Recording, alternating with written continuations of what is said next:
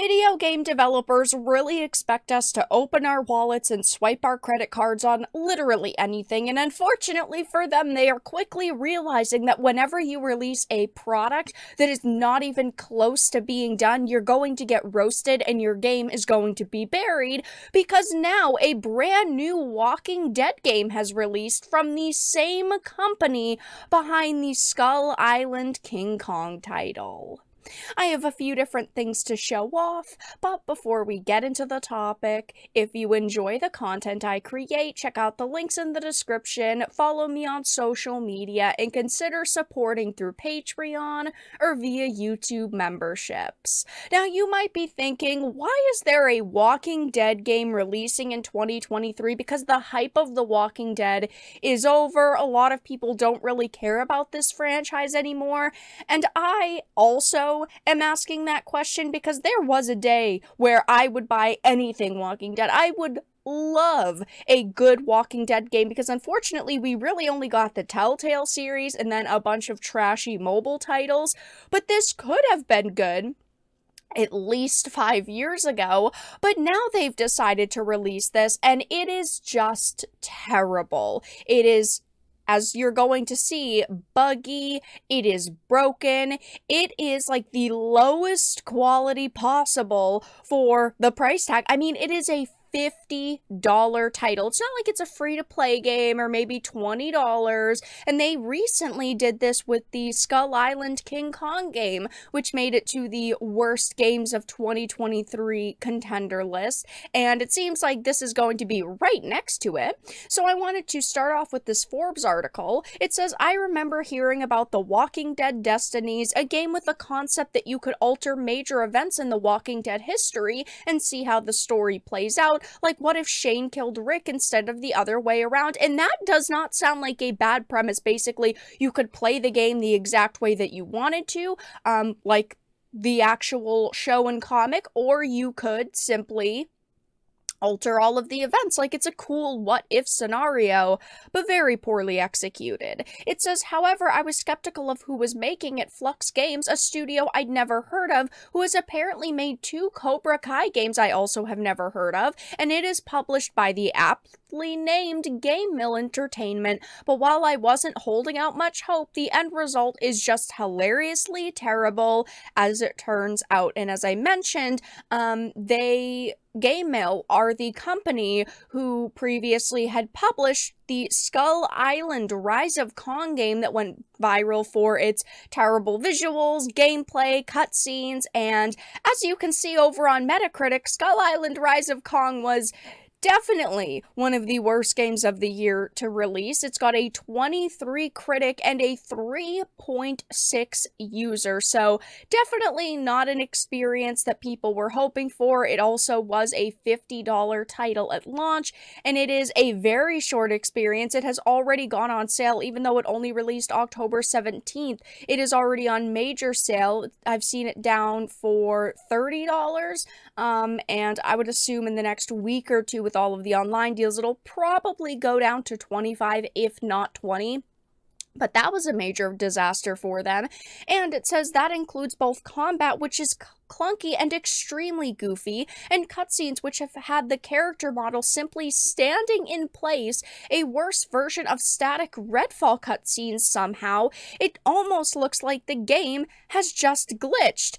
I don't know what they were thinking, besides that they didn't have money and they did the best job possible, right? Because this is not a AAA game. This is a AA game at best, and that is really stretching it. But when you are charging an almost AAA price tag, like a $50 title, that's definitely a hefty chunk of change.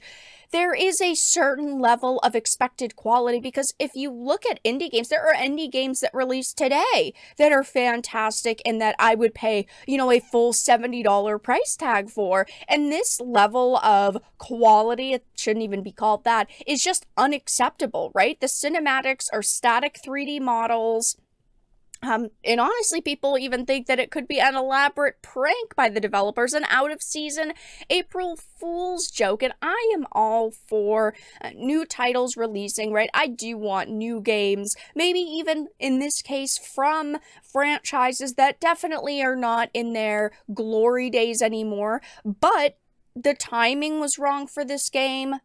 There's no level of quality here. It is just a title that did not need to be made. It's like the Marvel's Avengers game. It was flashy, it was a full price game, but they had awful character models in it. It was a predatory mess, and it released years after the Avengers hype had died down. Like, there were still people who bought it and who played it, but at the same time, this right here is a game that should have released at least 5 years ago, and it probably would have stood a chance. Then here's the promised boss battle, Rick versus Shane fight that can alter the events of the show. And while I am not going to watch all of this with you guys, first of all, just look at that thumbnail. That is in-game screenshots, in-game footage. That is supposed to be Rick. Okay, what an insult to Andrew Lincoln, but let's just take a quick peek at this.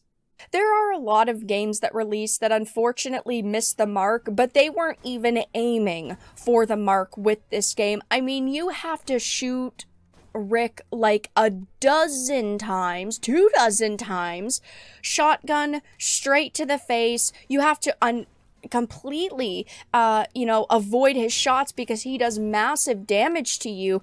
This just appears to be a game that was made by a bunch of amateur developers who thought, you know what, we are going to make an amazing Walking Dead game. Or maybe they even knew that it was going to be bad, but they still decided to release it, and Game Mill was like, nope, you've been working on it for years at this point, you just have to launch it.